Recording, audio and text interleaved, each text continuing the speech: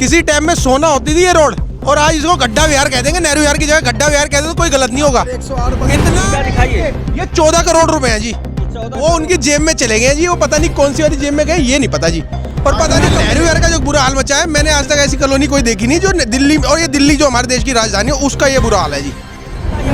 यदि यहाँ से गर्भवती महिला अस्पताल के लिए चली जाएगी तो उसे अस्पताल जाने की आवश्यकता नहीं पड़ेगी, उसकी डिलीवरी उसी गाड़ी में हो जाएगी। Risky reporters TV.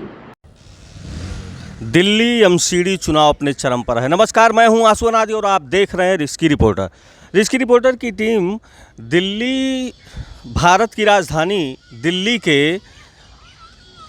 Mukherjee Nagar से सटे नेहरू विहार की सड़क पर है, जहां एमसीडी का चुनाव तो बड़ी ही तैयारियों से चल रहा है और नेताजी लोग इधर से गुजर भी रहे हैं और इसी सड़क से गुजर रहे हैं। सड़क दिखाइएगा, एमसीडी की ये धारदार सड़क है। इन सड़क को दिखाइएगा। सारे नेता यहाँ जो चुनाव की तैयारियों में हैं इधर से ही गुजर के जाते हैं और इसकी दशा नहीं कोई सुधार पा रहा है जब से वो सरकार इसके। मैं तो कहूँगा जी, ये इन्होंने बुरा हाल मचा रखा है।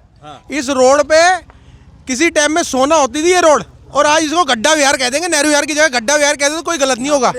इतना बुरा हाल कर रखा है इन्होंने। सत्येंद्र जैन जी जो हमारे जो जेल में मालिश करा रहे हैं, उन्होंने इस रोड पे उद्घाटन ऐसे किया था, हाथी और घोड़े पे बैठ के आए थे जी कि मैं बहुत बड़ी पार्टी से जी मैं काम कराऊंगा जी। तो ये तो और 50 लाख रुपए तो इन्होंने यहाँ खर्च कर दिए हाथी घोड़ा लाने में, और नहीं तो इतने पैसे अगर वो यहाँ नहीं खर्च करते ना तो रोड बन जाती मेरे ख्याल से। तो उन्होंने 14 करोड़ का लोन, 14 करोड़ रुपए का जो उन्होंने यहाँ से लोन सैंक्शन, उसका रोड के लिए फंड आया था ना, वो 14 करोड़ ही बोल रहा हूँ जी। 14 करोड़ रुपए वो पता ही नहीं कहाँ गए।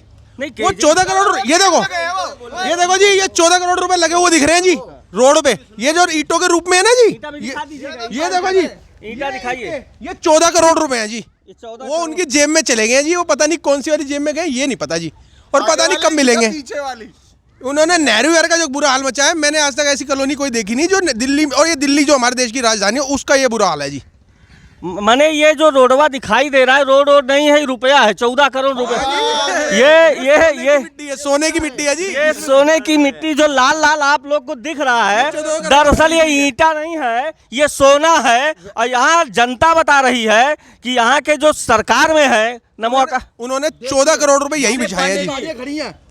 दिलीप पांडे जी जो हमारे विधायक है, वो 5 साल से तो मुझे यहाँ नजर तो आए नहीं है। और हाँ, वादे करने जरूर आते, निभाना बिल्कुल नहीं है जी, खा जाने हैं। देखिए केजरीवाल जी कह रहे हैं कूड़े का ढेर, ठीक है ना, और करीब से दिखाइए। हाँ, कूड़े का ढेर की तो बात कर रहे हैं, लेकिन ये नहीं देख ले पोल्यूशन के कारण कितनी मिट्टी गाड़ियों पर, कितनी मिट्टी लोगों के खाने के अंदर द्वारा जा रही है।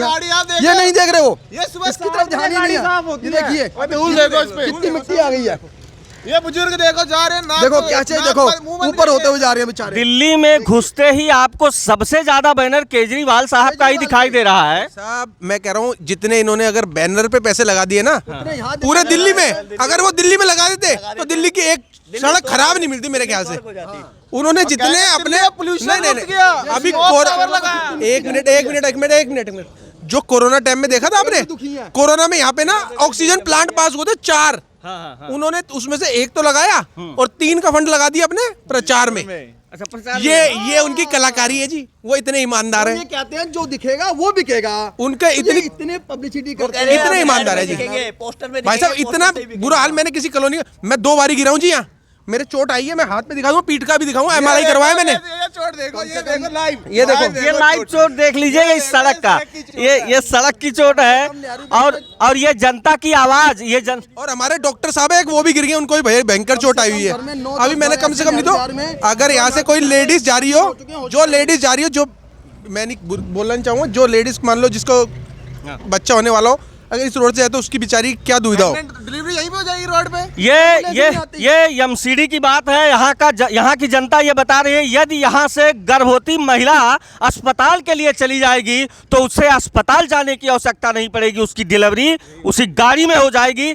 यह बहुत बड़ा प्रश्न है यहाँ केजरीवाल साहब के सामने, ये बहुत बड़ा प्रश्न। स्कूल के बच्चों की वैन नहीं आती, स्कूल के बच्चों को पढ़ाने में दिक्कत होती है। सबके सब कहते हैं तुम्हारे बच्चों को मैं नहीं लेके जाऊंगा, इतनी बुरी रोडों पे मैं नहीं चलूंगा, मेरी गाड़ी खराब खराब हो जाएगी, बच्चों को स्कूल वाली वैन नहीं लेने आती बस जी। ये नहीं आती, मैं छोड़ने जाता हूँ जी हम सुबह उठ नहीं के। आ रहे। बताओ ये हाल मचा रखा है उन्होंने। 8-9 महीने पहले यहाँ पर बहुत भव्य उद्घाटन किया इस सड़क का। 50 करोड़ 50 लाख इस रुपए सड़क बचा का रहे भव्य इस उद्घाटन सड़क का उद्घाटन हो चुका है। सत्येंद्र जैन जी, दलीप पांडे जी आए थे, उन्होंने यहाँ पर नारियल फोड़ा और हैं। जी हाथी पे बैठ के आए थे और पैसों की जनता को झुग्गी से बुलाकर यहाँ पर भीड़ जमा की और उसके बाद यहाँ पर नारियल फोड़ा गया। उसके बाद कहा जी 1 महीने के अंदर अब ये रोड बनना तैयार हो जाएगा। हुआ क्या? रोज मिट्टी खा रही है ये खाने को। खुशखबरी मा- रोड बन रही है, रोज रोड बन रही है, रोज रोड बन रही है। आंटी, हाँ? कैसा आ, उद्घाटन हुआ था जी?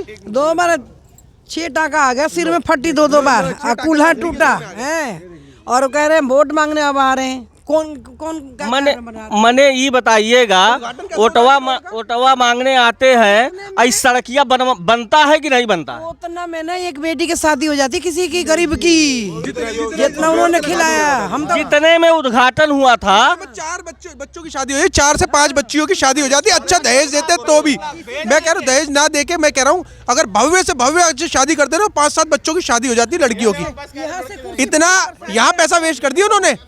वो देखो धूल ये नगर ये बस आ रही निकलेगी और धूल देखना जी। देखो बस अभी निकलते ही धूल देखना जी। गुजरेगी और बस के साथ में धूल भी देखिएगा जो फाड़ते हुए जाएंगे लोग। ये देखो एक बस है, 108 नंबर तो आती नहीं है। हम लोगों को कितनी परेशानी हमें ही पता है। ये चुनाव में बहुत बड़ा प्रश्न है। एमसीडी के चुनाव में जो दावे ठोक रहे हैं, यह दावा कहां तक सही है, इसे यहां की जनता बताने के लिए तैयार है। देखते रहिएगा। रिस्की रिपोर्टर जय राष्ट्र।